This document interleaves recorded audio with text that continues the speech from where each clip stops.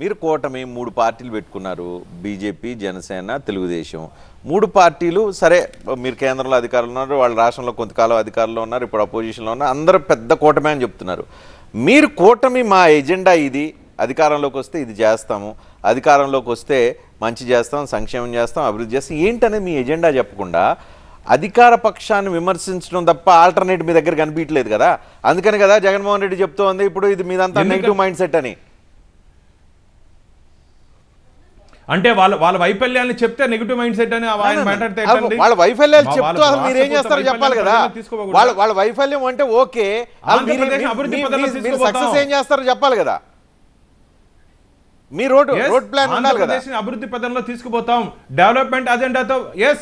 బ్రాడ్గా కాదు, అభివృద్ధి చేస్తాం, సంక్షేమం ఇస్తాం, ఇంట్లో డబ్బులు పెడతాం, అన్నం కలిపి రోడ్లో పెడతాం, ఇది కాదు కదా. స్పెసిఫిక్ గా ఇది చేస్తాం అని చెప్పి చెప్పలేకపోతున్నారు. మేము చేసి చూపిస్తాం, అధికారం మాకు ఇస్తారు కదా.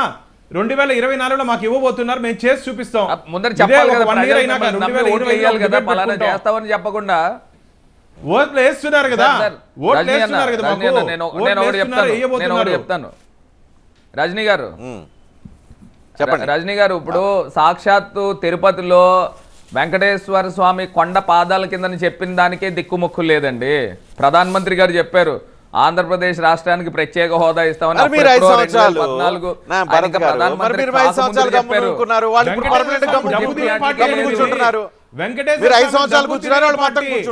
వెంకటేశ్వర స్వామి డబ్బు తిన్న పార్టీ, వెంకటేశ్వర ఖజానా మీద కన్నేసిన పార్టీ మీది. మీరు కూడా వెంకటేశ్వర స్వామి గురించి మాట్లాడితే నవ్వుకుంటారు జనాలు. అప్పుడు చెప్పిన దానికే ఏమీ అడ్రస్ లేదు. చట్టం చేశారండి 2014 ఏపీ రీఆర్గనైజేషన్. దాంతో ఈక్వల్ గా ప్యాకేజ్ ఇచ్చాం.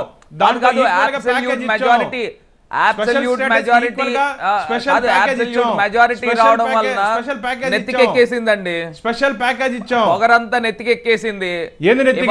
ఏం ప్యాకేజ్ ఇచ్చారు చూస్తా ఉన్నారు, ఏం చేశారు చూస్తా ఉన్నారు. ఇప్పుడు అబ్సల్యూట్ మెజారిటీ రావడంతో ఆంధ్రప్రదేశ్ ప్రజలు ఎన్డీఏ కూటమి గెలిపించబోతున్నారు. దేశంలో ఉన్న రీజనల్ పార్టీస్ మద్దతుతో ఉన్నప్పుడే ఎవరికైనా ఏ రాష్ట్రానికైనా న్యాయం వచ్చేసింది.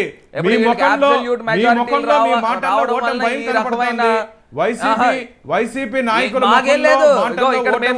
చూసుకోండి, ఇవాళ రాసి పెట్టుకోండి, రాసి పెట్టుకోండి, 4వ తారీఖు 4వ నెల రాసి పెట్టుకోండి. ఇవాళ చెప్తున్నాం ఆంధ్రప్రదేశ్ రాష్ట్ర ముఖ్యమంత్రి 2024లో కూడా కాబోతున్నాడు. రాసి పెట్టుకోండి, ప్రచారం చేసుకోండి, ఓట్లు పెట్టుకోండి. మా అధ్యక్షురాలు మీద మీరు ఎందుకు ప్రెస్ మీట్ పెడతారు? ఒక గంట ఉంటే 100 మందిని కలిసి ఉండొచ్చు. మీరెవరు సూచించడానికి ఎలక్షన్ కమిషన్ కి మీరెవరు ఫలానా అధికారులు ఎలక్షన్ కమిషన్ మీ చేతిలో ఉందా? మీరెవరు సూచించడానికి? మీ నైతిక హక్కు మీకు లేదు. సూచించడానికి గౌతమ్ గారు చెప్పినట్టు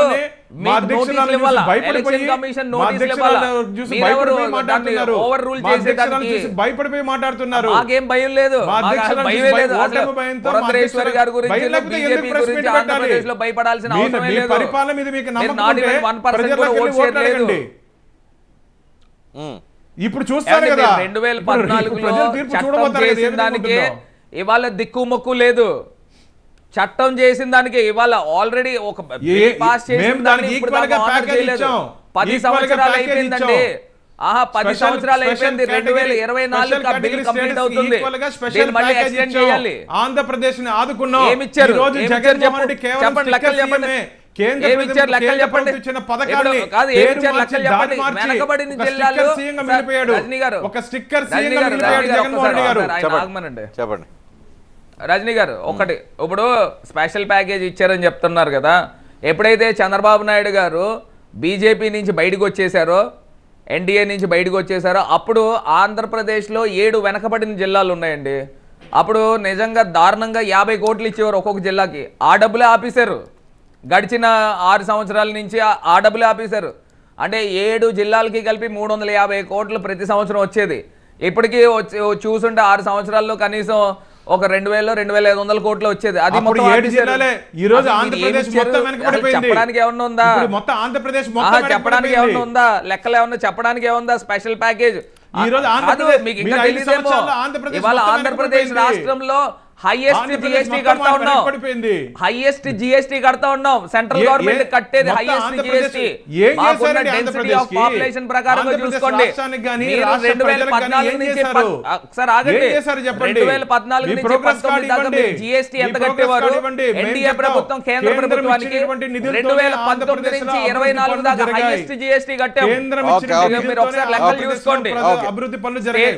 మీరు ఒకసారి కంట్రీలో నాకు తెలిసి థర్డ్ హైయెస్ట్ జిఎస్టీ మేము ఒకసారి లెక్కలు చూసుకోండి. గౌతమ్ గారు, రజనీకాంత్ గారు, ఇప్పుడు ఒకరేమో కేంద్రంలో అధికారంలో ఉన్న పార్టీకి ప్రతినిధి, మరొకరేమో రాష్ట్రంలో అధికారంలో ఉన్న పార్టీకి ప్రతినిధి. వీరిద్దరిని అడగాల్సిన, ప్రజల పక్షం అడగాల్సిన బోల్డ్ ప్రశ్నలు ఉన్నాయి. వాటికి మీరు కొంత టైం ఇవ్వాలి. ఎందుకంటే ప్రజల ఎజెండా ఏంటి అనేది, దేశం ఎజెండా ఏంటి, లేదా రాష్ట్రం ఎజెండా ఏంటి. సో వారికి ముందు రాష్ట్ర ప్రభుత్వాన్ని అడుగుతున్నా. రాష్ట్ర ప్రభుత్వం చాలా పాజిటివ్ ఓటు అనేది ఎప్పుడు 2019లో మీరు అధికారంలోకి వచ్చినప్పుడు ప్రజలు మీకు పాజిటివ్ వచ్చి ఇచ్చారు, మీరు రావాలి ఒకసారి అని. అక్కడి నుంచి మీరు నెగిటివ్ మైండ్తో పనిచేస్తున్నారు ప్రజల విషయంలో, రాష్ట్ర అభివృద్ధి విషయంలో, ముఖ్యంగా రాజధాని లేకుండా చేయటం విషయం కానీ. రాష్ట్రంలో 7,50,000 కోట్లు అప్పండి ఈ రాష్ట్రానికి ఇప్పుడు ఈ 5 ఏళ్లలో. రేపు జీతాలు ఇవ్వడానికి డబ్బులు లేవు, అప్పులు పుట్టే పరిస్థితి లేదు. కనుక రేపు ఏ పాజిటివ్ ఓటు అడుగుతారు వెళ్ళి? ఇవన్నీ చెప్పాలి. 2.7 లక్షల కోట్లు పేదలకు పంచాము, అది మేము కూడా చెప్తున్నాం. గౌతమ్ గారు, మేము కూడా అడుగుతున్నారు. మీరు 7 లక్షల కోట్లు అప్పు అంటున్నారు, వీళ్ళు ఆల్మోస్ట్ 2.7 లక్షల కోట్లు పేదలకి డబ్బులు పంచాం, అదే పాజిటివ్ ఓటు కింద రావాలి అని అంటున్నారు కదా. దేశంలో ఇంత సంక్షేమం ఎవరు చేయలేదు. నెంబర్ 1 జగన్మోహన్ రెడ్డి చెప్పేది, దేశంలో ఇంత సంక్షేమం ఎవరు చేయలేరు, ఇంతకు మించి సంక్షేమం చేయడం ఎవరి వల్ల కాదని నేను చెప్తున్నాను సార్. 2,50,000 కోట్లు నిజంగా పేద ప్రజల సంక్షేమానికి ఖర్చు పెడితే ఎంత మందిని పేదరికం నుంచి బయటపడేశారో చెప్పగలదా ఈ ప్రభుత్వం? ఎంత మందిని పేదరికం నుంచి బయటకు తీసుకొచ్చిందో? నెల నెల సంక్షేమం ఇవ్వటం అనేది ప్రభుత్వాల బాధ్యత. గత ప్రభుత్వాలు ఇచ్చాయి, భవిష్యత్ ప్రభుత్వాలు కూడా ఇస్తాయి. కనుక పేదరికంలో సంక్షేమం నెల నెల ఇస్తటమే పేదరికం నుంచి విముక్తి చేశామని చెప్పడం అనేది పెద్ద బోగస్. అదే నెగిటివ్ మైండ్ ప్రజల్ని ఓట్ల తాయిలాలు. ఒక నిమిషం. రెండవది నేను చెప్తున్నా, 27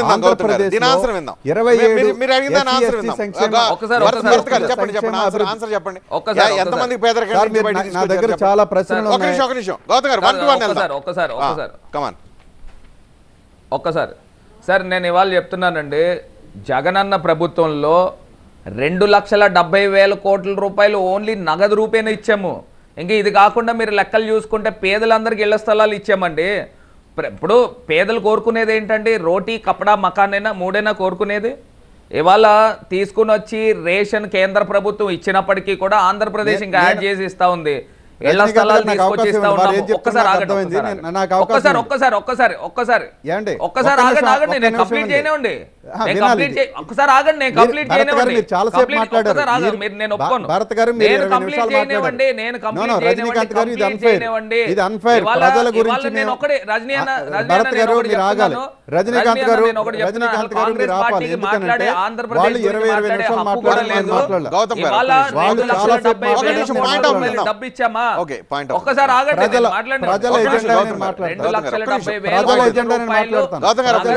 డబ్బు ఇచ్చామా? ఒకసారి ఆగండి స్వామి. 2,70,000 కోట్ల రూపాయలు ఇవాళ నగదు రూపాయన డబ్బు ఇచ్చాం కదా. డబ్బు ఇచ్చిన తర్వాత మీరు గతంలో చూసేవారు, పేపర్ తెరిస్తే అధిక వడ్డీలు, కాల్ మనీ కేసులు, బలవంతపు మరణాలు, ఉరి వేసుకున్నాయి, రైతు ఆత్మహత్యలు. ఈనాడు పేపర్ ఓపెన్ చేయగానే ఫస్ట్ పేజీలో కనబడేది రైతు ఆత్మహత్య చేసుకున్నాడని. ఇవాళ ఒకటైనా చూస్తున్నారా? మరి దీన్ని పేదరిక నిర్మూలన జరగకపోతే అసలు ఇలాంటివన్నీ పొద్దున్న లేస్తే చాంతాడని కనబడతాయి కదా. వాట్సాప్ లో గానీ, లేకపోతే న్యూస్ పేపర్ లో గానీ, న్యూస్ ఛానల్స్ లో స్టోరీ లైవ్ నడిపితే ఎలాగ sir? Is it fair sir?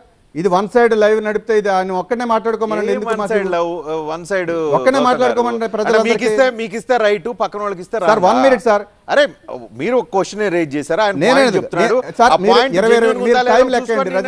చేస్తుంటారు కదా, చెప్పండి. ఇప్పుడు చెప్పండి. ఒక నిమిషం రజనీకాంత్ గారు. ఒక పేదవాడు తాగే లిక్కర్ మీద, పేదవాళ్ళు కూడా తాగే లిక్కర్ మీదగా చెప్తున్నాను నేను, రిచ్ ఫెలోస్ కాదు. బాటిల్ మీద 120 రూపాయలు ఎక్కువ వసూలు చేశారు ఒక బాటిల్ మీద పెర్ డే. నేను చెప్తున్నాను నెలకి ఒక బాటిల్ మీద 6,000 రూపాయలు ఒక లిక్కర్ మీద పేదవాళ్ళ దగ్గర నుంచి తీసుకున్నారు నెలకి. సంవత్సరానికి ఎంత అండి? 66,000. 66,000లో 5 సంవత్సరాలకి ఎంత అండి? 3 లక్షల రూపాయలు ఒక పేదవాడి నుంచి లిక్కర్ల మీదే తీసుకుంది ప్రభుత్వం. సార్ లిక్కర్ మీద ఒక్క లిక్కర్ మీద తాగాలి మరి? 3 మీరు లక్షల లిక్కర్ తాగమని రూపాయలు. చెబుతారా పేదవాళ్ళని? సార్, దారుణం లిక్కర్ అండి. తాగమని చెప్తారా? లిక్కర్ తాగి 66,000 దోపిడీ రూపాయలు గవర్నమెంట్కి కట్టండి అని చెప్తారా? ప్రభుత్వం దోపిడీ వాళ్ళ చేస్తుందని మైండ్ సెట్ నేను. అట్లానే ఉంటది. అంటే వాళ్ళు ఎవరైనా ప్రభుత్వం రజనీ దోపిడీ అన్న, చేయటం లిక్కర్ కాదు. తాగొద్దని చెప్పాలి కానీ రజనీకాంత్ లిక్కర్ గారు తాగుతూ దోపిడీ కాదు, డబ్బులు ఇది వసూలు దోపిడీ చేస్తున్నారు. కాదా? కాదు. నేను అనేది ఎవరైనా కాదు. highest మీ rate దగ్గర నుంచి నేను. ఎక్స్పెక్ట్ చేయాలి నేను. కాదు కాదు, రజనీకాంత్ గారు highest ప్రోగ్రెసివ్ rate పర్సన్ చెప్తున్నాను అనుకున్నాం. నేను. లిక్కర్ ధర కాదు. ప్రోగ్రెసివ్ పర్సన్ మీరేమో లిక్కర్ సార్, తాగి నేను ఒక 66,000 రూపాయలు ఒక్క మాట. పెనాల్టీ పడుతుంది. సార్, ఇది టూ మచ్. సార్ లిక్కర్ అయ్యో, లిక్కర్ అయ్యో, తాగొద్దని రజనీకాంత్ చెప్పాలా? గారు, నేను లిక్కర్ అసలు ధర మీద కాకుండా దోపిడీ చేసిన ధర మీద చెప్తున్నా నేను. అసలు ధర గురించి చెప్పట్లా. లిక్కర్ అనేది 60 రూపాయలకో 70 రూపాయలకో లిక్కర్ని 200కి అమ్మటం ద్వారా 3 లక్షల రూపాయలు ఒక పేదవాడి నుంచి దోపిడీ చేసిందని నేను చెప్తున్నా లెక్క. ఓకే, భరత్ గారు చెప్పండి ఆన్సర్. నేను అలా కాదు రజనీ దోపిడీ గారు, అంటున్నాను దాన్ని. రజనీ అది గారు, ప్రభుత్వ నేను ఒకటి దోపిడీ చెప్తానండి. అంటున్నాను నేను. ఎవరైనా కానీ ఎవరు మాట్లాడతారండి? క్వాలిటీ ఎడ్యుకేషన్ ఇస్తాము, క్వాలిటీ హెల్త్ ఇస్తాము, వీటి గురించి. ఇప్పుడు కాంగ్రెస్ పార్టీ 120 సంవత్సరాల చరిత్ర కదండి. స్వాతంత్రం వచ్చి 77 సంవత్సరాలు అయింది కదండి. ఆంధ్రప్రదేశ్ రాష్ట్రంలో జగన్మోహన్ రెడ్డి గారు గవర్నమెంట్ స్కూల్స్ ఎలా ఉన్నాయి అని అంటే కాదు గవర్నమెంట్ స్కూల్స్ ఎలా ఉన్నాయంటే గొడ్ల చావడి కింద ఉండేవి. అందులో ఎవడు జాయిన్ అయ్యేవారే కాదు. పిల్లలు స్కూల్స్లో ప్రైవేట్ స్కూల్స్లో జాయిన్ చేసే ముందు గతంలో వాళ్ళు అప్పులు చేసి ఇల్లులు తాకట్టు పెట్టి ఆస్తులు తాకట్లు పెట్టి ప్రైవేట్ స్కూల్స్ లో జాయిన్ చేసేవారు. అసలు గవర్నమెంట్ ప్రెరగేటివ్ ఏంటంటే అసలు గవర్నమెంట్ స్కూల్స్ చక్కగా చేసి పెట్టాల్సిన అవసరం ఉందా లేదా? ఇప్పుడు దాకా 77 సంవత్సరాల్లో ఎప్పుడైనా గవర్నమెంట్ స్కూల్స్ జోలికి వెళ్ళారంటే ఏ ప్రభుత్వం అయినా? ఇవాళ గవర్నమెంట్ స్కూల్స్ వచ్చి చూడండి ఎలా ఉన్నారు పిల్లలు, ఏ రకమైన క్వాలిటీ ఎడ్యుకేషన్ ఇస్తున్నామో. గౌతమ్ గారు మీరు కాదు గౌతమ్ గారు మీకు ఒక్క నిమిషం నా దగ్గర ఒక రీసెర్చ్ ఇన్ఫర్మేషన్ వచ్చింది.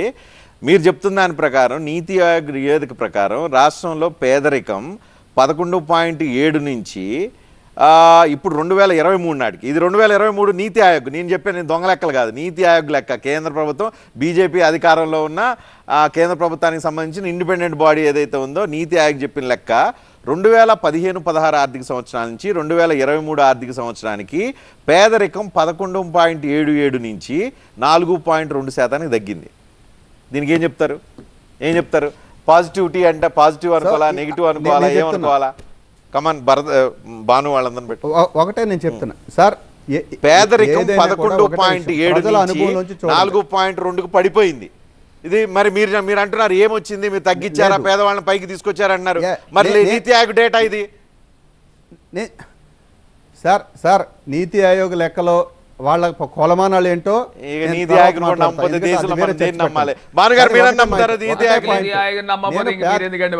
సార్ ఒక్క నిమిషం, ఈ రోజు ఆంధ్రప్రదేశ్ లో అభివృద్ధి జరిగిందంటే కేంద్ర ప్రభుత్వం నిధులతో.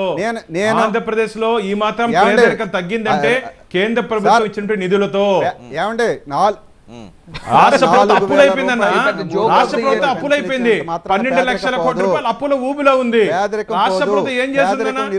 మంగళవారం అప్పులు తెచ్చుకునే తప్ప మంగళవారం అప్పులు తెచ్చుకునే తప్ప ఆంధ్రప్రదేశ్ ప్రజలకి ఆంధ్రప్రదేశ్ ప్రభుత్వం చేసింది ఏం లేదు. ఈ మాత్రం అభివృద్ధి మాత్రమే. మీరు రాష్ట్రంలో మీరు కేంద్రం రాష్ట్రాలను సపోర్ట్ చేస్తుంది భానుగారు, యాక్సెప్టెడ్. కానీ రాష్ట్రంలో అధికారంలో ఉంది వైఎస్ఆర్ కాంగ్రెస్ పార్టీ, మీరు కేంద్రంలో అధికారంలో ఉన్నారు. పేదరికం రాష్ట్రంలో తగ్గింది, దేశంలో తగ్గితే మీరు క్లైమ్ చేసుకోవచ్చు. రాష్ట్రంలో తగ్గిందని కూడా మీరే క్లైమ్ చేసుకుంటే వాళ్ళు ఏం చేయాలి? వైఎస్ఆర్ కాంగ్రెస్ పార్టీ వాళ్ళు ఈ మాత్రం తగ్గిందంటే కూడా తగ్గిందని కూడా కేంద్ర ప్రభుత్వమే. ఆంధ్రప్రదేశ్ లో డబ్బు ఎక్కడ జీతాలు ఇచ్చేదని డబ్బులు లేవు. అప్పుల శాఖ మంత్రి ఉన్నాడు, ఆర్థిక శాఖ మంత్రి లేడు ఆంధ్రప్రదేశ్ కి, అప్పుల శాఖ మంత్రి ఉన్నాడు. ఒకసారి ఆగండి, ఇప్పుడు ఒక్కసారి ఆగండి. మేము 100 రూపాయలు ట్యాక్సులు కడితే కేంద్ర ప్రభుత్వం దగ్గర నుంచి మాకు వచ్చేది 80 రూపాయలు మాత్రమే. కేంద్ర ప్రభుత్వం దగ్గర నుంచి వచ్చేది మాకు 80 రూపాయలు మాత్రమే. 100 రూపాయలు మేము ట్యాక్స్ కడుతుంటే మరి మీరు డబ్బులు ఇవ్వకపోతే మేము, Andhra Pradesh is A union of states అండి. మన భారతదేశం అంటే ఇట్స్ నాట్ మీకు కాదండి, మొత్తం అందరికీ, దేశం అందరికీ ఇస్తది. మర్చిపోబాకండి. దేశం అది చదవండి మొత్తం ఒకసారి ఇస్తది. ప్రియాంబుల్.